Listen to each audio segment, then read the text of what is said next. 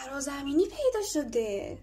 جسته کوچیک، قد کوتاه، ناخن بلند. نه 3 تا انگشت داشته. متاسفانه از اینجا به بعدش یکم زده میشه تو ذوق تئوری توته پسندا.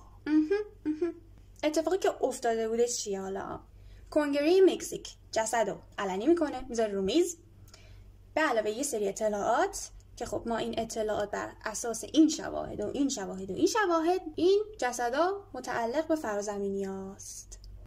کی تحقیق کرده؟ کسایی که توی دانشگاه ملی خودمختار مکزیک آزمایش کردن.